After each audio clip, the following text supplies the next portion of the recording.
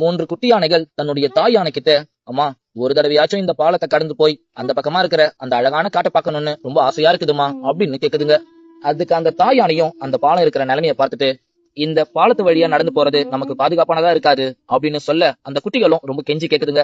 அதுக்கு அந்த தாய் யானையும், அதெல்லாம் ஒண்ணும் தேவையில்லை, வாங்க இங்க இருந்து போகலாம் அப்படின்னு சொல்லி அந்த குட்டிகளை கூட்டிக்கிட்டு போகுது.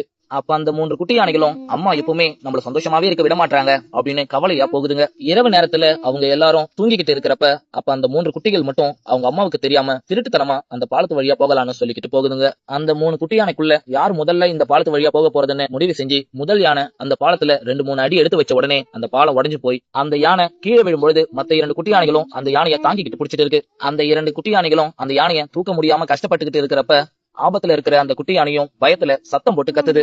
அந்த சத்தத்தை கேட்ட அந்த தாய் யானையும் பயத்துல கண்முழிச்ச உடனே தன்னுடைய குட்டிகளை காணோம்னு பார்த்துட்டு பயத்துல அங்க இருந்து வேகமா ஓடுது. தன்னுடைய குட்டி ஆபத்துல இருக்கிறத பார்த்த அந்த தாய் யானையும் தன்னுடைய மற்ற 2 குட்டிகளோட சேர்ந்து அந்த குட்டி யானையை மீட்டெடுக்குதுங்க. அப்ப அந்த தாய் யானை தன்னுடைய 3 குட்டி யானைகளை பார்த்து, இப்ப தெரியுதா நான் எதுக்காக வேணான்னு சொன்னேன்னு? பெத்தவங்க நாங்க என்னமோ உங்களுடைய சந்தோஷத்துக்கும் உங்களுடைய ஆசைகளுக்கும் தடையா இருக்கும்னு நீங்க நினைச்சிட்டு இருக்கீங்க. ஆனா நீங்க உங்க சந்தோஷத்தையும் உங்க ஆசைகளையும் தேடி போற வழியில வர ஆபத்தை நினைச்சுதான் பெத்தவங்க அப்படி சொல்றாங்கன்னு. பிள்ளைங்க, நீங்க இதை ஏன் நீங்க புரிஞ்சுக்க மாட்டீங்க? எல்லா பெத்தவங்களும் பிள்ளைங்களோட ஆசைகளை விட, பிள்ளைங்களுடைய சந்தோஷத்தை விட அவங்களுடைய பாதுகாப்பும் அவங்களுடைய உயிரும் தான் முக்கியம் நினைப்பாங்க. இப்ப வேணா அவங்க செய்யறது உங்களுக்கு தடையா இருக்கிற மாதிரி தெரியலாம். ஆனா நீங்க வருங்காலத்துல ஒரு தாய் ஸ்தானத்துக்கோ இல்ல அப்பா ஸ்தானத்துக்கோ வரும்பொழுதுதான் அவங்க ஏன் இப்படி பண்ணாங்கன்றதையே நீங்க புரிஞ்சுப்பீங்க.